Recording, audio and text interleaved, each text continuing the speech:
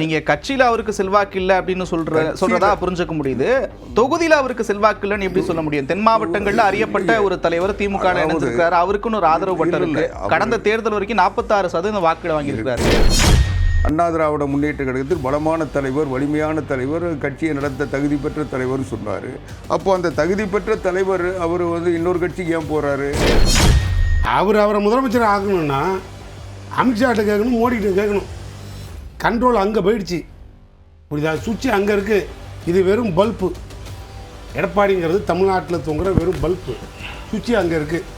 அண்ணன் அவரை ஆசையாக முதலமைச்சர் ஆக்கணும்னு நினச்சா சுவிட்சு அவன் போகணும். அதனால் நடக்காது. அண்ணா திராவிட முன்னேற்ற கழகம் பாரதிய ஜனதா கட்சி கூட்டணியை அறிவித்த அமித்ஷா அவர்கள் மிக தெளிவாக சொன்னார். INDA-வினுடைய டெல்லியினுடைய முகமாக பிரதமர் நரேந்திர மோடி, தமிழ்நாட்டினுடைய முதலமைச்சர் முகம் இவர் தலைமையில் தான் ஆட்சி அமைப்போம், எடப்பாடி பழனிசாமின்னு இன்சலோட சொன்னார். அதை விட உங்களுக்கு என்ன சொல்றீங்க? ஒரு வார்த்தை அமித்ஷாவுக்கு நீங்க தமிழ்நாட்டுல அதிமுக ஆட்சின்னு சொல்லு ஒரு வார்த்தை சொல்றதுக்கு நான் இப்ப சொல்றீங்க. அவர் வாழற காவிரி டெல்டா படுகையில் மீத்தேன் எரிவாயு எடுக்க முயற்சி பண்ணது, அனுமதிச்சது, துரப்பண பணிகளை மேற்கொண்டது காங்கிரஸ் ஆட்சி தானே. எடப்பாடிக்கு அமித்ஷா பிரச்சனை, தாவேகாவுக்கு திரிஷா பிரச்சனை, எங்களுக்கு மக்கள் பிரச்சனை. ஏன்னா இது ஒரு சப்ஜெக்ட் ஆனது. வணக்கம் நேயர்களே, இது வாரம். இன்னும் ஓரிரு நாட்களில் தேர்தல் தொடர்பான தேதி அறிவிக்கப்பட இருக்கக்கூடிய சூழலில் அரசியல் கட்சிகள் பம்பரமாக சூழல தொடங்கியிருக்கிறது. குறிப்பாக திமுக மண்டல ரீதியாக சார்பு அணிகளை பலப்படுத்தி கடத்தை தக்க வைத்துக் கொள்ளும் முயற்சியில் இறங்கியிருக்கிறது. மறுமுனையில் NDA கூட்டணி மேடைகள் தொகுதி வாரியாக மக்களை சந்திப்பது என அதிமுகவும் தன்னுடைய வேகத்தை கூட்டியிருக்கிறத பார்க்க முடிகிறது. அதே நிலையில் தென் மாவட்டங்களை திமுக குறிவைக்கிறது என்பதை பார்க்க முடியுது. முன்னாள் முதலமைச்சர் O பன்னீர்செல்வம் தன்னுடைய பரப்புரையை தொடங்க இருக்கிறார்.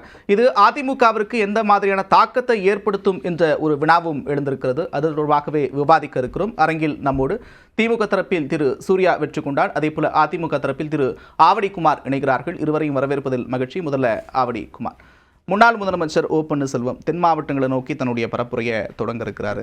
செல்வாக்கு மிகுந்த ஒரு தலைவர். அந்த பகுதிகளில் அவருக்கும் ஒரு குறிப்பிட்ட செல்வாக்கு இருக்கிறத கடந்த தேர்தல்களில் பார்க்க முடிஞ்சிருக்கு. இப்போ எந்த அளவுக்கு சவாலாக இருக்கும் இந்த தேர்தலில் அதிமுக?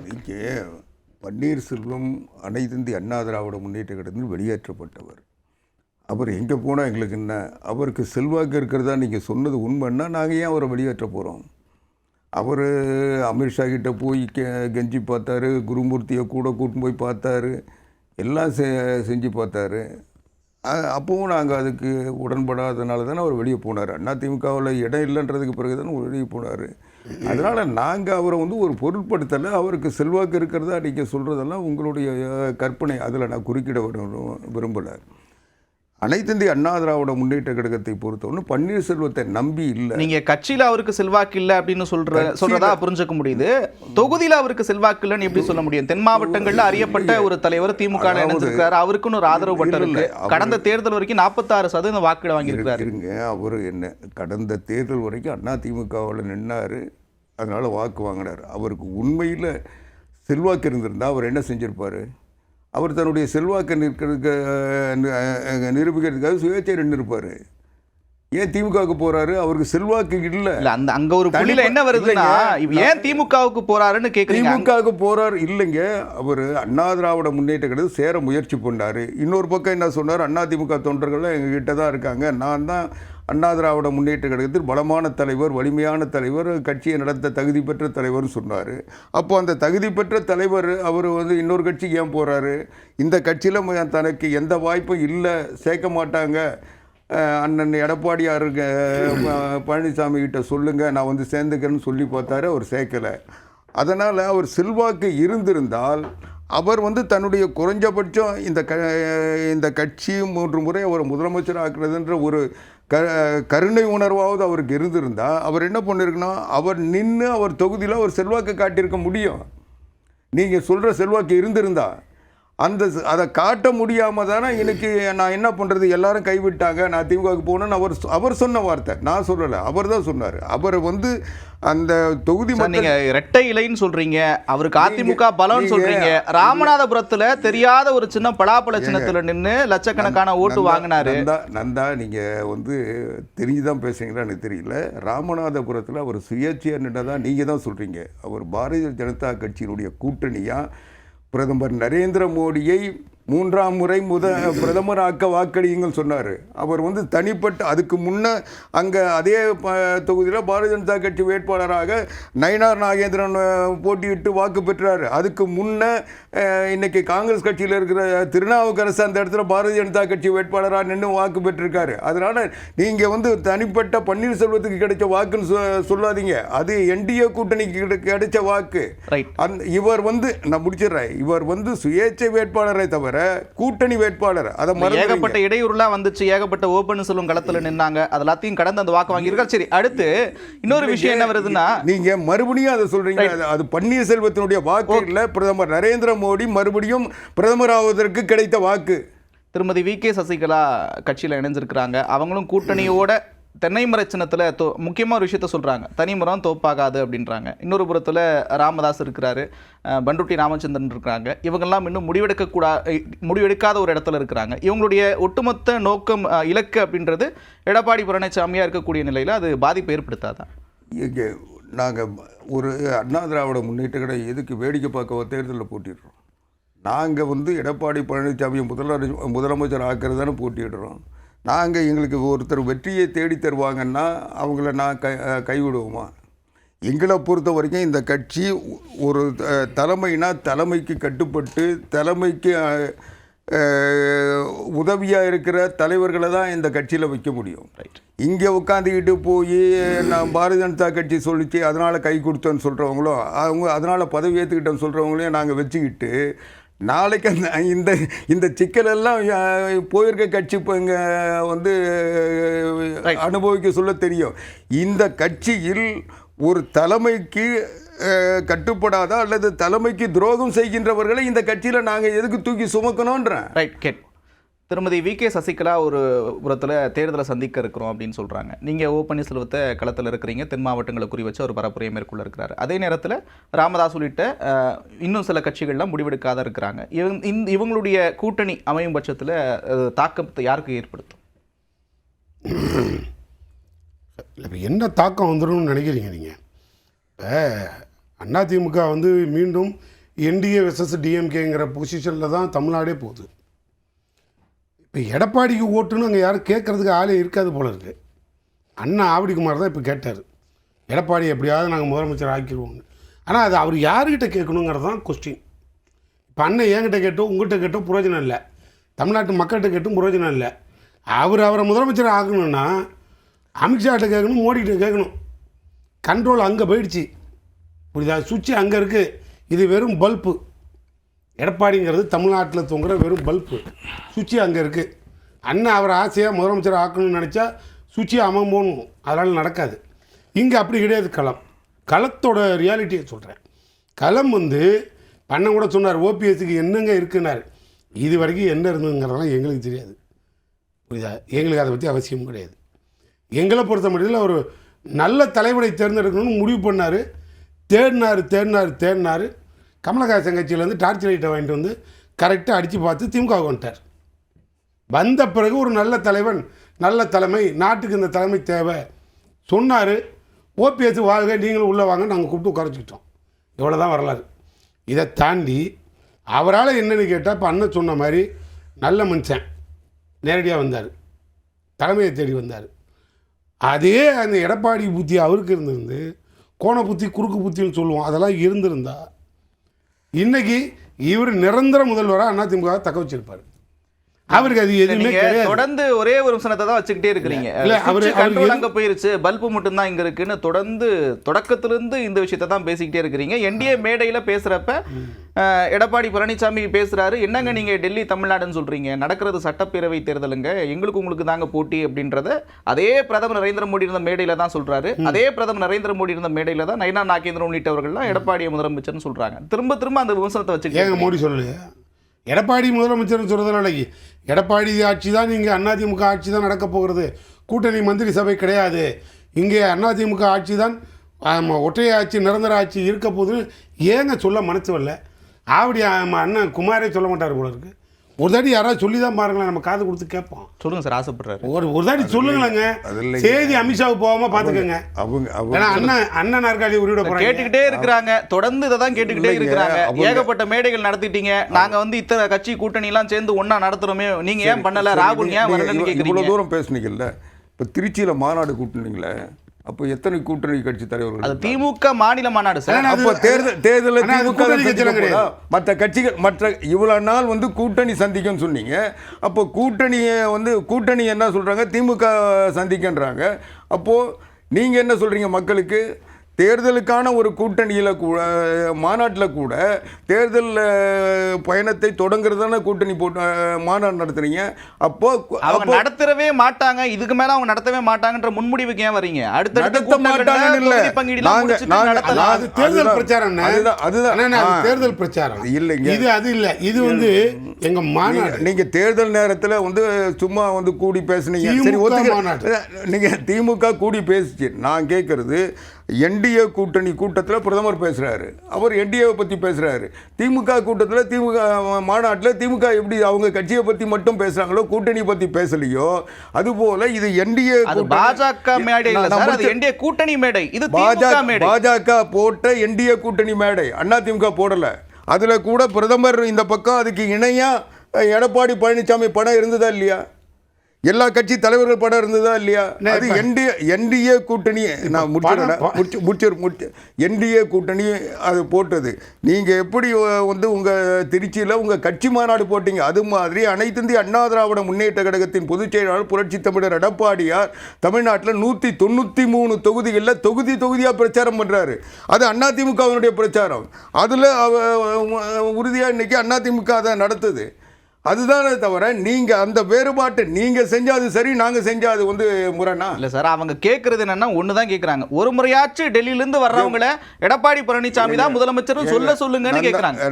அது ஒரு சூர்யா சொன்னா பரவாயில்ல, ஆனா நந்தா சொல்லதான் எனக்கு ஆச்சரியமா இருக்கு. இதே இந்த அண்ணா திராவிட முன்னேற்ற கழகம் பாரதிய ஜனதா கட்சி கூட்டணியை அறிவித்த அமித்ஷா அவர்கள் மிக தெளிவாக சொன்னார். ஐஎன்டிஏவினுடைய டெல்லியினுடைய முகமாக பிரதமர் நரேந்திர மோடி, தமிழ்நாட்டினுடைய முதலமைச்சர் முகம், இவர் தலைமையில் தான் ஆட்சி அமைப்போம், எடப்பாடி பழனிசாமின்னு இன்ஷியலோடு சொன்னார். அதை விட உங்களுக்கு என்ன சொல்லணும்? அங்கே கூட சார் இல்லை அண்ணா சொல்கிறது ரைட் தான் சார். அண்ணா நான் அதில் நான் ஒத்துக்கிறேன். ஏன்னா அங்கே கூட பாருங்கள், என்டிஏ தலைமையிலான ஆட்சிக்கு தமிழ்நாட்டின் முகமாக எடப்பாடி பழனிசாமி காட்டுகிறோன்னு டெல்லியில் சொன்னாங்க. அதில் சந்தேகம்லாம் இல்லை. அப்போ என்ன அர்த்தம்? என்டிஏ ஆட்சி, எடப்பாடி பழனிசாமி பிரான்ச் ஆஃபீஸுக்கு மேனேஜர், நீங்கள் அப்படி தானே அர்த்தம்? இப்போ நான் என்ன சார் உங்களை கேட்குறேன், இப்போ நியூஸ் 18க்கு தமிழ்நாடு பிரான்ச்சுக்கு நந்தா தான் இன்சார்ஜின்னு சொன்ன மாதிரி தானே அர்த்தம். சொல்கிறது என்னவோ தமிழ்நாடு பிரான்ச்சு என்டிஏன்னு சொல்கிறீங்க, நியூஸ் 18 சொல்கிறீங்க. இங்கே யார் நந்தா இன்சார்ஜ்? சப்ஜெக்டாக தானே சார். அங்கே உட்காந்து என்டிஏ கூட்டணிங்கிறீங்க, எடப்பாடி பழனிசாமி முதல்வருங்கிறீங்க, கூட்டணி மந்திரி. ஏங்க இவ்வளோ கேள்வி கேட்குறோம், ஏங்க உங்களுக்கு என்ன பிரச்சனை? ஏன் எடப்பாடி போய் இவங்க உட்காந்து ஓப்பனாக பேசிட வேண்டியதானே சார்? பிஜேபிக்காரங்களை கூப்பிட்டு இந்த மாதிரி இதை மாதிரி அசிங்கப்படுத்துகிறவங்களாம் நிறுத்து. அவங்க தான் 100 கேள்வி கேட்குறாங்கல்ல. மரியாதை எல்லோரும் எழுந்துச்சு வந்து கூட்டணி மந்திரி சபை கிடையாது. யார் சொல்லியிருக்கா அப்படி? இதை இருங்க சார், நான் சொல்கிறது ஒரு கோரிக்கை. நாங்கள் எல்லாரும் சொல்கிறோம், அவர் 3 பேர் கூட அமைச்சராக ஆகிவிடலாம்னு யார் நயினார் நாகேந்திரன் சொன்னார் சார். கடவுள் அருள் இருந்தால் நடக்கலாம் சொல்கிறார் சார். அதை விடுங்க சார், கடவுள் அருள் இருந்தால் இதை எடப்பாடி கம்பெனி நாங்கள் வந்து கூட்டணி கட்டாயப்படுத்தல சார். பேசுனது என்ன சார்? சும்மா ஒரே ஒரு வார்த்தை, 3 பேர் மந்திரி ஆகலான்னாரு. அடுத்த நிமிஷமே எடப்பாடி கூட்டணி முடிஞ்சோன்னா அவங்கவுங்க விருப்பத்துக்கு எல்லாம் கட்சியை கழிச்சிட்டு போய் சேரலாம். கூட்டணியும் கிடையாது, ஒன்றும் கிடையாது, தேர்தல் வரைக்கும் தான் கூட்டணி. அதில் தெளிவாக இருக்குன்னு இவர் தனியாக தான் புலம்புறாரு. தமிழ்நாட்டில் ஒரு பிரச்சனையே என்டிஏ கூட்டணி. இங்கே எல்லாருக்குமே அவங்க பிரதிநிதித்துவம் இருக்கணும்ன்ற ஆசை இருக்கத்தான் செய்யும் சார். ஆனா அந்த கோரிக்கையை அவங்க எப்படி வெளிப்படுத்துறாங்க? காங்கிரஸ் வெளிப்படுத்தின அளவுக்கு தாக்கத்தை என்டிஏ கூட்டணியில் இருக்கக்கூடிய கட்சிகள் வெளிப்படுத்தினாங்களா? இதே இப்ப காங்கிரஸ் என்ன தாக்கத்தை இங்க உருவாக்கிச்சு? என்ன தாக்கத்தை உருவாக்கல? இப்ப 12 இடம் கொடுப்போம் 10 இடம் கொடுப்போம் சொன்ன நீங்க அவங்க போன தேர்தலை போட்டிட்ட 28 கொடுத்து ராஜ்யசபா இடம் கொடுத்தீங்க. நான் சொல்றேன் அவங்களுக்கு 18 எம்பி எம்எல்ஏ இருக்கிறதுனால நாங்கள் ஒன்று கொடுத்து தான் தீரணும். என்ன அது வேற விதம். சரி, மதிமுக இருந்தா 6 சீட்டு கொடுக்க மாட்டீங்களா? அதெல்லாம் நாங்களே பார்த்து கொடுக்கறது. அது மாதிரி தான் நாங்களும் பார்த்து நீங்க கேட்கறது. யார் இருந்தாலும் அறிவாலயத்தில் வந்து உட்கார்ந்து கூட்டணி பேசினாங்க, 10 முறை வந்தாங்க பேசணும், இன்னொரு 3 சீட்டு வேணும்னாங்க, பரவாயில்ல இந்தாங்க வச்சுக்கணும், கூட்டணி முடிஞ்சு போச்சு. இந்த தாராள மனசு காங்கிரஸுக்கு மட்டுமே வருது. அந்த தாராள மனசு கம்யூனிஸ்டுகளுக்கு வர மாட்டேங்குது, மற்ற கட்சிகளுக்கு வர மாட்டேங்குது. இப்போ வரைக்குமே வந்து 3ஆம் கட்ட பேச்சுவார்த்தை 4ஆம் கட்ட பேச்சுவார்த்தைன்னு தினம் வந்து பேசிக்கிட்டு 6 சீட்டு இருந்தது மதிமுக 4 சீட்டு வாங்கிட்டாங்க, ஒன்றும் தப்பு இல்லை. அடுத்து வராங்க 2 சீட்டு அதிகமாக வாங்குவாங்க. அது எங்களுக்குள்ள பிரச்சனையே இல்லை சார். எவ்வளோ போட்டி பார்த்து அதெல்லாம் ஒன்றும் இல்லை. யாராவது ஒரு காங்கிரஸ் வந்து கூட்டணி மந்திரி சபை இடம் இப்போது வேண்டும் அப்படின்னு ஒரு தலைவர் டெல்லியிலேருந்து ஒரு தலைவர் குரல் கொடுத்தாரா? ஆனால் இங்கே என்ன தெரியுமா பிரச்சனை? வர்றதே மோடியும் அமித்ஷாவும் தான்.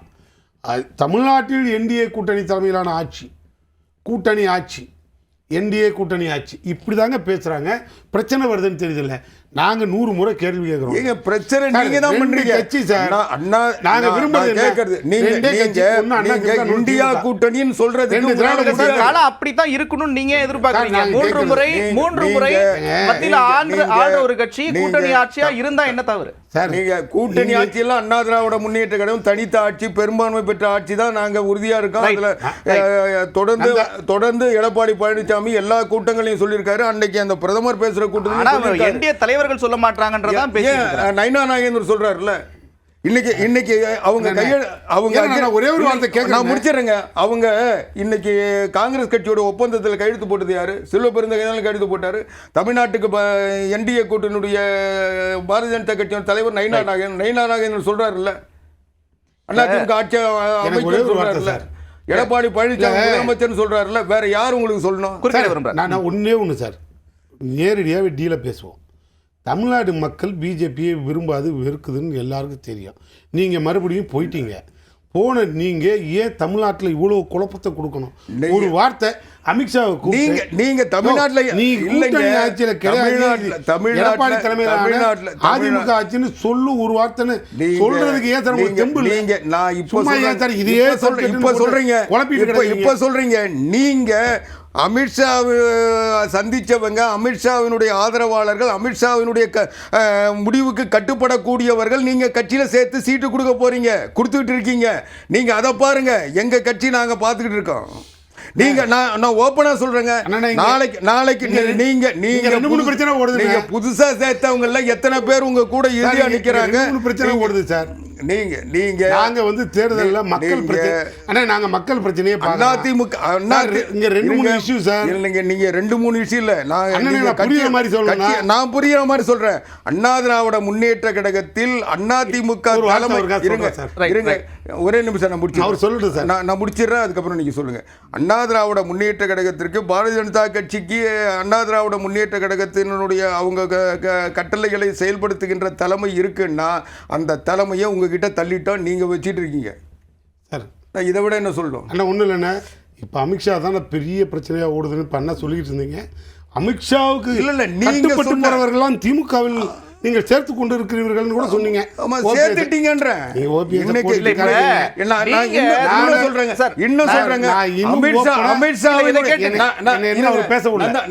ஒரே ஒரு அமித்ஷாவினுடைய ஆலோசனையின்படிதான் ஓ பன்னீர்செல்வம் திமுக சேர்ந்தார். முன்னாடி அதிமுகவோட ஒன்றிணைக்கணும் சொன்னது அந்த ஆலோசனையில ஒன்றிணைக்கணும் சொல்லிட்டு அதுக்கப்புறம் போய் குருமூர்த்தியை கூட்டு போய் பேசி அது முடியாத பட்சத்தில் அண்ணா திமுக ஏமாற்ற முடியாது திமுக போய் அவருக்கு ஏன் சார் அந்த தேவை? அவங்களுக்கு டெல்லிக்கு தமிழ்நாட்டுல அவங்களுடைய கால் பதியணும்ன்றது அதான் சார் அவங்க சொல்லிக்கிட்டே இருக்காங்க. அதிமுக வச்சு அத பண்றாங்க. அதிமுகவை பயன்படுத்திக்கிற ஒரு ஆளை கூட உங்ககிட்ட அனுப்பிச்சிட்டோம். நீங்க பாத்தீங்க, நீங்க இன்னொரு ஆளை விஜய் கிட்ட அனுப்பிச்சிட்டோம். அது செங்கோட்டையன். இந்த 2 பேரும் தான் இங்க அதிமுக வந்து பாரதிய ஜனதா கட்சியுடைய முகமா காட்டிட்டு இருந்தாங்க. 2 பேரையும் 2 கட்சிக்கு அனுப்பியிருக்காங்க. இதுல என்ன முரண் இருக்குன்னா, ஓ பன்னீர்செல்வமா இருக்கட்டும், திரு செங்கோட்டையனா இருக்கட்டும், ஸ்லீப்பர் செல்ஸ் மாதிரி அமித்ஷா அனுப்பி இருக்காருன்னு சொல்றீங்க. அமித்ஷா அனுப்பியிருக்காருன்னு சொல்லல, அமித்ஷாவினுடைய ஆலோசனை பெற்று கடந்த காலங்களில் நடந்தவர்கள் இப்போ நடப்பாங்க. சார் நீங்க தொடர்ந்து சார் எனக்கு ஒரு முதல்ல ஒன்று சொல்லிடுறேன் சரி, சார். சொல்லுங்க. அவர் என்ன சார் தூங்கி எழுந்தது எங்கள் அண்ணன் பாவம் அமித்ஷான்னு பல கட்சியில் பல பிரச்சனை ஓடுதுண்ணே. என்னன்னா எடப்பாடிக்கு அமித்ஷா பிரச்சனை, தாவேகாவுக்கு திரிஷா பிரச்சனை, எங்களுக்கு மக்கள் பிரச்சனை. ஏன்னா இது ஒரு சப்ஜெக்ட் ஆனது. நான் என்ன சொல்றேன், யாரு சார் நாங்கள் ஒன்றும் தப்பாலாம் சொல்ல மாட்டோம் சார். ஏன்னா அது வந்து தேசிய தலைவராக அவங்க கூட்டணியில் இருக்கக்கூடிய நயினார் நாகேந்திர கோடிட்டு காட்டின வேர்டு. அதையே பப்ளிக்கில் பேசும்போது நான் இங்கே சபையில் பேசுறதுனால ஒன்றும் தவறு இல்லை. நீங்கள் ஒன்றும் யோசிக்க வருத்தம் தெரிவிச்சிருக்கிறாரு. அதுக்கெல்லாம் எனக்கு அவசியம் இல்லை. தனிப்பட்ட விஷயங்களை பேச வேண்டியது, தனிப்பட்ட விஷயங்களை பேச வேண்டியது. ஒரே ஒரு நிமிஷம், இது விவாத பொருள். அதனால் நான் இதை பேசியே தான் தீரலாம். ஒன்றும் தவறலாம் கிடையாது. எங்களுக்கு அவங்கவுங்களுக்கு 1008 பிரச்சனை இருக்கும். அதனால் நான் கோடிட்டுக்கு உதாரணத்தையும் காட்டுறேன். நான் கேட்குறது ஒன்றே ஒன்று அண்ணன்ட்ட, இப்போ ஓபிஎஸ்சி எங்கள் பகுதிக்கு வந்ததில் உங்களுக்கு என்ன பிரச்சனை? செய்கூலி சேதாரம் இல்லாமல் அவர் யார் அதிமுகவிலேருந்து வெளியில் வந்தாலும் இது என் தாய் வீட்டு கழகம்னு சொல்லி ஒட்டுமொத்த பேரும் வந்து சேர்ந்தா நாங்கள் யார் சார் வேணாங்கிறோம்? யாரை வேணாலும் அனுப்புங்க, எக்ஸப்ட் எடப்பாடியை தவிர மொத்தமாக வந்து சேருங்க, கலைச்சிட்டு வந்து சேருங்க. நாங்கள் வேணானே சொல்லலையே. எதுக்கு ஓபிஎஸ் ஒரு சப்ஜெக்டாக வச்சு பிரச்சாரம் பண்ண போறார் சார்? நான் சொல்கிறேன், அவர் நல்லா பிரச்சாரம் பண்ணுறாரு சார். நாங்கள் அவரை நிறைய பயன்படுத்த போகிறோம். எதுக்கு பயன்படுத்த போகிறோம்? எதுக்கு வேணா பயன்படுத்துங்க, எங்களுக்கு அது பிரச்சனை வேண்டான்ற எடப்பாடியோட ஒரிஜினல் முகத்தை, இந்த பிம்பத்தை அவர் கொண்டு மக்கள்கிட்ட சொல்லணும். ஆமா, ஏன்னா அவரு தான் அது தெரியும். அப்போ திமுகவில் அதுக்குரிய தகுதியானவங்க இல்லை, அதுக்குரிய திமுக சொன்னா நம்பல மன்னிக்கணும். தர்ம யுத்தம் பண்ண தலைவர் அவரு. அதனால தர்ம யுத்தத்துக்கான காரணத்தையாவது தமிழ்நாடு தெரிஞ்சுக்கிட்டீங்க. உங்களுக்கு தர்ம யுத்தம் மரியாதைக்குரிய சூர்யா ஒன்று மறந்துடக்கூடாது. அவர் தர்ம யுத்தம் சசிகலாவை எடுத்து நடத்தினார். அதிமுக இல்லை, எடப்பாடி பழனிசாமி இல்லை, அவர் எதிர்த்து நடத்துறது சசிகலா. யார்கிட்ட நீதி கேட்டாரு? எதுக்கு யார்கிட்ட கேட்டாரு?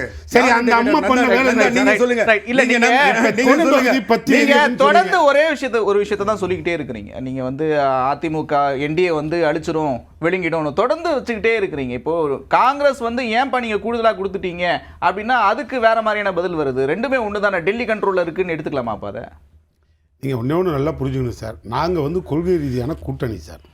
காங்கிரஸ் வந்து நாங்கள் தேவையில்லாமல் காங்கிரஸ் கூட கூட்டணி செனட்டர் நீடு எடப்பாடி பழனிசாமி சொல்கிற மாதிரி நான் ஏன் பிஜேபியோடு சேர்ந்தேன், இது கொள்கை கூட்டணி அல்ல, இது கொள்ளையடிப்பதற்காக தேர்தல் நேரத்தில் சேர வேண்டிய கூட்டணின்னு நாங்கள் சொல்ல மாட்டோம் சார். நாங்கள் வந்து காங்கிரஸை கொள்கை ரீதியாக கூட்டணியில் வச்சுருக்கோம். எங்கள் கொள்கை என்ன? நீட்டு விளக்கு வேணும். காங்கிரஸ் எழுந்திருச்சு நான் ஆட்சிக்கு வந்தால் முதல் கையெழுத்து நீட்டு விளக்கு கொடுப்பேன்னு ராகுல் காந்தி வாயால் சொல்ல விட்டோம். ஒன்று, இந்தி திணிப்பை என்றும் எதிர்ப்போன்னோம். காங்கிரஸே முன் வந்து இந்தி திணிப்பை நாங்களும் ஏற்க மாட்டோம் தமிழகத்திலும் சொல்லுது. எந்த மாநில உரிமையிலும் தலையிட மாட்டோம். காங்கிரஸோட சோன் ஸ்டேட்மெண்ட்டு. எந்த ஒன்றுக்கும் காங்கிரஸ் திமுகவோட கொள்கையை ஏற்றுக்கிட்டு, அது கருப்பு கொடி பிடிச்சா காங்கிரஸ் கருப்பு கொடி பிடிக்கும், அது வெள்ளை கொடி பிடிச்சா நாங்கள் வெள்ளை கொடி பிடிப்போம். இதுதான் சார் பாலிசி, இது கொள்கை.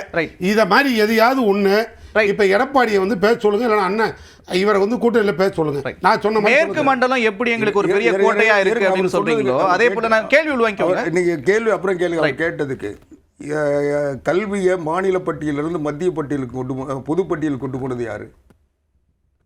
காங்கிரஸ் தானே? இல்லப்பா, அந்த கொள்கைக்கும் காங்கிரஸ் ஒதுக்கிச்சு. நீங்க பேச சொல்ல நான் குறுக்கிடல. காங்கிரஸ் தானே? சட்டப்பேரவையில பேசின முதலமைச்சர் என்ன சொல்றாருன்னா, எங்களுக்கு தேவையான எல்லா விஷயத்தையும் நிறைவேற்றிக்கிற மாதிரி மத்திய அரசு எங்களுக்கு அமையல, அவர் அமையும் போது எல்லாத்தையும் சரி பண்ணுவோம் அப்படின்னு சொல்றாரு. அவர் வாழற காவிரி டெல்டா படுகையில் மீத்தேன் எரிவாயு எடுக்க முயற்சி பண்ணது, அனுமதிச்சது, துறப்பண பணிகளை மேற்கொண்டது காங்கிரஸ் ஆட்சி தானே? நீங்க காங்கிரஸ் தமிழ்நாட்டுக்கு நீங்க அந்த ஈழ பிரச்சனையில தமிழ்நாட்டுக்கு எதிராக இருந்தது காங்கிரஸ் தானே?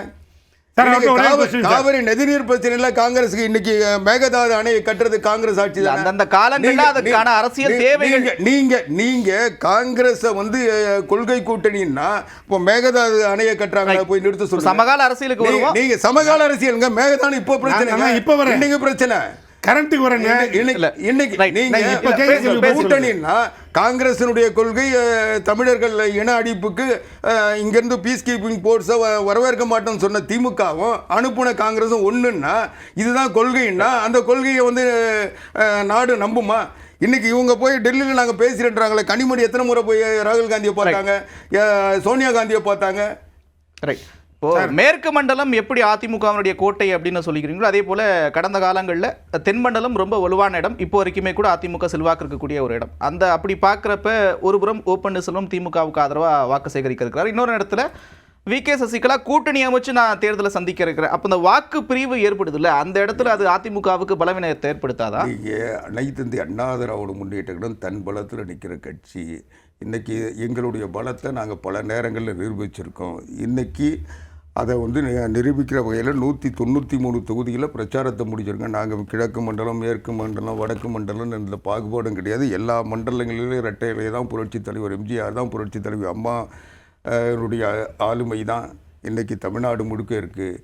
எங்களுக்கு என்ன வாக்கு கிடைக்கின்றது எங்களுக்கு தெரியும். இன்றைக்கி தமிழ்நாட்டில் கிராம பகுதிகளில் அண்ணா திராவிட முன்னேற்ற கழகத்திற்கு எவ்வளவு வாக்கு செல்வாக்கு இருக்குன்னு எங்களுக்கு தெரியும்.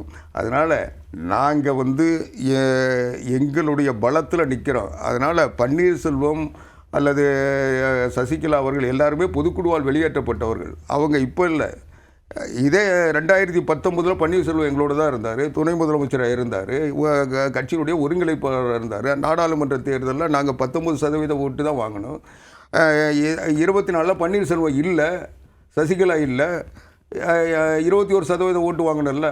அதிமுக வர்றாங்களே ஓட்டு பிரிக்க மாட்டாங்களான்றதான் கேள்வி. அவங்களுக்கு உள்ள ஓட்டு பிரியும். அவங்க அதாவது ஒரு ஓட்டுன்னா ஒருத்தர் இங்கே போகிறதுனால ஓட்டு வரும்னா பன்னீர்செல்வம் அங்கே திமுகவுக்கு போனதுனால திமுகவோட 10 ஓட்டு எங்களுக்கு வரும். அதனால அவர் நல்லவர். குடிக்கிற தண்ணி கூட இன்னைக்கு நான் கணத்தை இன்னைக்கு பத்திரம் பண்ணி தரேன்னு சொல்லிட்டு நாளைக்கு வாங்கன்னு சொல்லிட்டு எந்த தாக்கத்தையும் ஏற்படுத்தாது. ராத்திரியோட ராத்திரியா அந்த பவரா பட்டணி இன்னொருத்தர் கொடுத்துட்டு போன அவ்வளோ பெரிய மனுஷன், அவ்வளோ தொகுதி தன்னை தேர்ந்தெடுத்த மக்களுக்கு அவ்வளோ நல்லது செஞ்சிருக்காரு. அதனால எங்களுக்கு அது பிரச்சனை இல்லைன்ற நிறைவு கருத்து. களம் எப்படி இருக்க போகுது? பவரா பட்டணி கொடுத்துட்டு போனதுனால பெரிய மனுஷன் சொன்னார். சுருக்கமாக நிறைவு. ஏன்னா வேட்டியை ஒரு வீடு தானே வெளில அனுப்புனீங்க, அதனால் உங்களுக்கு அந்த வரலாறுலாம் தெரியும். சார் இவ்வளோ பேசுகிற அண்ணன் எங்கள் மேலே காவிரியில் ஆரம்பித்து கச்சத்தீவு வரைக்கும் போனார். பிரதமர் மோடியே எங்கள் தமிழ்நாட்டுக்கு எல்லாரையும் வச்சுக்கிட்டு கச்சத்தீவை தாரை வார்த்தது காங்கிரஸும் திமுகவும் தான் துரோகம்னாரு. பிரதமர் தான் ஆண்டுக்கிட்டு இருக்காரு. இவர் ஆள்றாரா ட்ரம்ப் ஆள்றாரா? யார்கிட்ட மனு கொடுத்தா கச்சத்தீவு இங்கே வரும்? இவர் காங்கிரஸ் தான் விட்டுச்சு, திமுக உடந்தையாக இருந்ததுன்னா அண்ணா திமுக கூட வந்துருச்சு, நான் தான் பிரைம் மினிஸ்டர், நாளை காலைல கச்சத்தீவை மீட்டுட்டு வரேன்னு கோரிக்கை கொடுக்க சொல்லுங்கள், வாக்குறுதி கொடுக்க சொல்லுங்கள், பார்ப்போம். என்ன சார் பேச்சு? களம் எப்படி இருக்கு தமிழ்நாட்டோட? சார் ரெண்டே விஷயந்தான் சார், இங்கே பாசிசமா அல்லது மதசார்பற்ற கொள்கை கூட்டணியா, இந்த ரெண்டு தான். ஒன்று மத குருமார்களுக்கு, இன்னொன்று மதசார்பற்ற கொள்கை உடையவர்களுக்கு. இந்த ரெண்டு களம் தான் தமிழ்நாட்டில் பார்க்குறோம். நாங்கள் எம்மதமும் சம்மதங்கிறோம், அவன் எந்த மதத்துக்கும் இங்கே வேலை இல்லைன்னு சொல்கிறான். இதான் இப்போ பிரச்சனை தமிழ்நாடு. களம் யாருக்கு சாதகமாக இருக்குங்கிறத ஓட விட்டு பாருங்கள். ஓபிஎஸ் இங்கே வந்தாருன்னா தென் மண்டலம் திமுகவுக்கு பலம் இன்னும் அதிகமாக இருக்குது. அவங்களோட கோட்டை நினச்சாங்க, எது முக்குளத்தோர் தன்னோட கோட்டை, அதனால நினச்சாங்க. சசிகலாவும் டிடிவி தினகரனும் அங்கே இருந்தால் அது பலம் நினச்சி கொண்டு கூட்டணியில் சேர்த்தாங்க. ஒன்றுமே இல்லை சார், முக்குளத்தோட்டை இருந்த ஓபிஎஸ்க்கு பிடுங்கி கவுண்டர் கையில் கொடுத்த பாவத்துக்கு தான் சசிகலா நரோட்டில் நிற்கிது. இல்லை நீங்கள் ரைட். களம் எப்படி இருக்க போகுது? முடிச்சிருக்கு. அதாவது இந்த தேர்தல் நாளே கால ஆண்டுகள் எடப்பாடி பழனிசாமியினுடைய ஆட்சிக்கும் இந்த 4.25 ஆண்டுகள் ஸ்டாலின் ஆட்சிக்கும் இடையில் நடைபெறுகின்ற எது சரியான ஆட்சின்ற ஒரு எடை போடுகின்ற தேர்தல். இந்த தேர்தலில் எடப்பாடி பழனிசாமி அவர்கள் கொண்டு வந்த திட்டங்களும் செயல்களும், ஒரே ஆண்டில் 11 மருத்துவக் கல்லூரி கொண்டு வந்தவர், அதுபோல் பல்வேறு திட்டங்கள், குடிமராமத்து திட்டத்திலிருந்து தஞ்சை பாதுகாக்கப்பட்ட வேளாண் மண்டலம் அறிவித்ததிலிருந்து ஒவ்வொரு திட்டத்தையும் அவருடைய சாதனைகள் இன்றைக்கும் மக்களிடம் இருக்குது. அதனால் அண்ணா திராவிட முன்னேற்ற கழகம் அதை சொல்லி நாங்கள் வெற்றி பெறுவோம். இந்த ஆட்சியினுடைய பாதிப்புகள், இந்த ஆட்சியால் ஏற்பட்ட தொல்லைகள் மக்கள் அனுபவிச்சிட்ருக்காங்க. அதனால் அவங்க ஒரு சரியான முடிவு எடுத்து இப்போ எடப்பாடி பழனிசாமி அவர்களை முதலமைச்சராக்குவாங்க. அண்ணா திராவிட முன்னேற்றங்கள் தனித்த பெரும்பான்மையோடு புரட்சித் தலைவி அம்மா அவர்களுடைய ஆட்சி அமைப்பு. நிச்சயமாக இரண்டு கட்சிகளும் தேர்தல் பணிகளை வேகமெடுக்க தொடங்கியிருக்கிறத பார்க்க முடிகிறது. அதே நேரத்தில் தென் மண்டலத்தை கூடுதல் கவனம் செலுத்தக்கூடிய நிலையிலும் நம்ம உத்து கவனிக்க வேண்டியதாக இருக்கிறது. இந்த நிலையில தான் இந்த 58 தொகுதிகள் யாருக்கானது என்பதை பொறுத்திருந்து பார்க்கலாம். ஜனநாயக திருவிழாவுடைய முடிவுகள் அது யாருக்கானது என்பதை உணர்த்தும். அமர்வில் கலந்து கொண்டு கருத்துக்களை பகிர்ந்து கொண்ட இருவருக்கும் நன்றி. பார்த்த நேயர்களுக்கும் நன்றி.